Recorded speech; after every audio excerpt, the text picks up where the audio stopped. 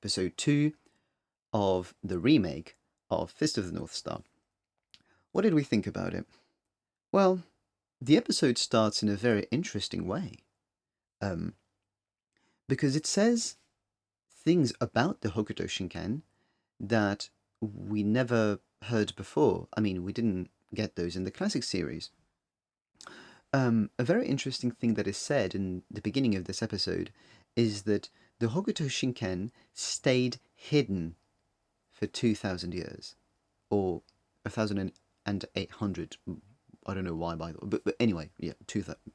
Anyway, that it stayed hidden for that long. That's pretty cool, because we didn't have that in the classic series. I think it's interesting because I think they did that so we feel like the Hokuto Shinken is something that could exist in the real world. So it's for you to relate to the anime, which is something that is also attempted, let's say, in the classic series, that you relate to the anime. There are many indications to this. There are many indications that it happens in the real world. You see the Eiffel Tower and so on. Um, so that's not bad. It makes you think, oh, maybe there's some Kenshiro in the world right now as we speak. And he's going to come out if there is a nuclear war. So that's not bad. Also, chaos is like obscure. It's darkness, and the Fist of the North Star is the chaotic martial art. It's the martial art of death. It brings death, right? Uh, it comes out when Nanto is in disarray, and so we'll get back to these later, of course. So when order is compromised, so it's chaos. That's the little black point in the white area. Anyway, let's not go too much into details, but so I found that very interesting. But right after that, what the narrator says is that the Hokuto Shinken stayed hidden for like 2,000 years, but it was progressively disappearing. What? The Hokuto Shinken is progressively disappearing? Now tell me if my subtitles were wrong, but what what does that even mean? Concerning a martial art that has one successor? So I guess from the beginning it was difficult to preserve because you have to find the right successor, and I don't see how it can disappear more or less when there is always one dude. It's like the majority of human beings disappeared from the planet because there was a nuclear war, right? And so, I don't know, out of billions of people, many billions disappeared. There is a handful of human beings left on the planet. But what does that mean with the Hokuto Shinken? So I did, and even if you think of, even if you think of it as, maybe rivals, and so I don't want to spoil much, but like that's when the anime happens. That's when you have the greatest, um, let's say, multiplicity, plurality in dudes that practice the Hokuto Shinken. The, the Hokuto Shinken is definitely not disappearing because I don't want to spoil, but those of you know what is going to happen in the rest of the anime. Um, the Hokuto Shinken is far from having disappeared in that epic, probably compared to the previous ones. Just remember what Koryu says, right? That if Kenshiro and two other dudes were sent to different epics, they would have each been the successor. So in this same epic, we have that. The Hokuto Shinken is not disappearing. Okay, so I don't know whether maybe the Japanese said something like it risks disappearing or something like that, and well, even that would be complicated to judge, but that's a weird thing to say too, so I don't think he said that. But anyway, let's move on. There's one key thing I want to talk about in this episode. So we know the story of the old man with the seeds, right? We talked about that in the analysis of the classic series. Kenshiro says concerning that old man that it had been a long time that he didn't see a real human being. You see this face? It's when I'm not sure. Well, I guess Lin doesn't count. And well, let's say she doesn't count. Um, Actually, you know what? It seems that, unfortunately, Kenshiro seems to be right.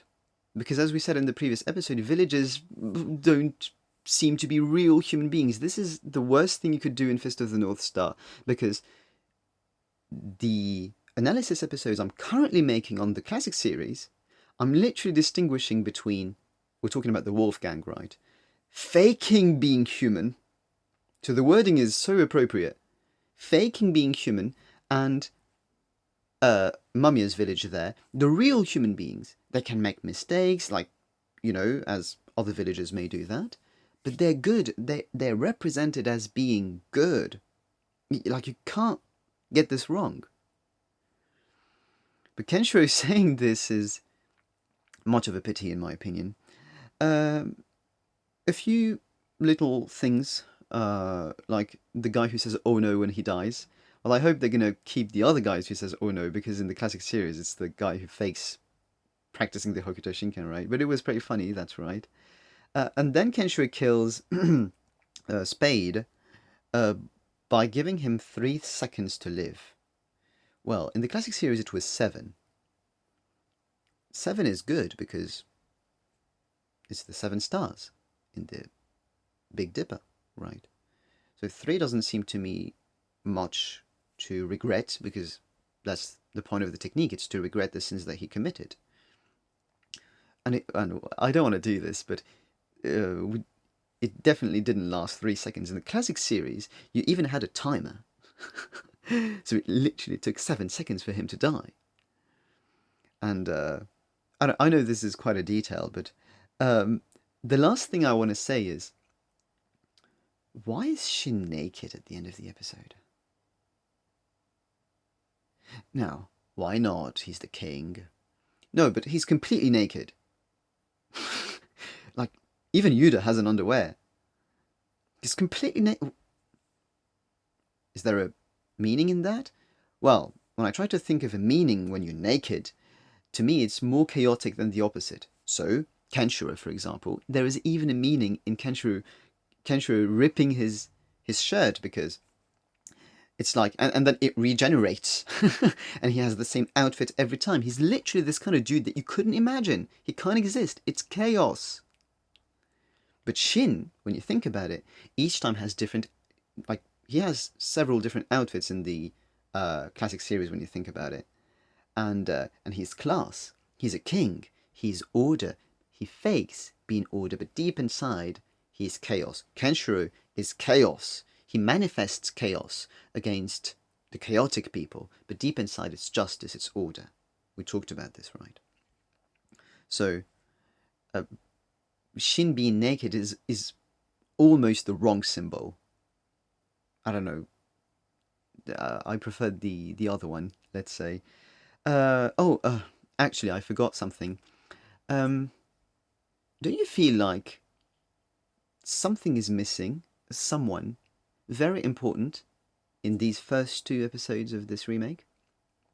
I don't know, like, the very important thing that these 2 dudes, Kenshiro and Shin, fight for. Some woman called Yuria. She's just absent. I know she's going to be developed a few episodes later, as it was the case also in the classic series, but at least, like, we got some vision, we just saw her a little bit, so I mean, you would hardly even guess it. We just see her briefly in the opening sequence, not even in the ending sequence, I believe. So, I said it in the previous episode, Kenshiro seems like he's so not developed. He's just a dude. That's it. When the elder asks him, "where are you going?" he answers, "nowhere." That's what he does too in the classic series, but then we have the few indications. And so we can say that he is going somewhere, but he suffers absence of meaning, as in faith, willpower, which Shin teaches him. We don't have these so far in the first 2 episodes of this remake, unfortunately. So in each episode, this is the final thing I want to say. In each episode, we have one interesting thing that we didn't have in the classic series. But the rest, unfortunately, in my opinion, is full of flaws. I miss actually many other things that would be rather negative too. But let's see what good things we can take from this remake. Let's see how is the rest going to be. And that's it. Can't conclude.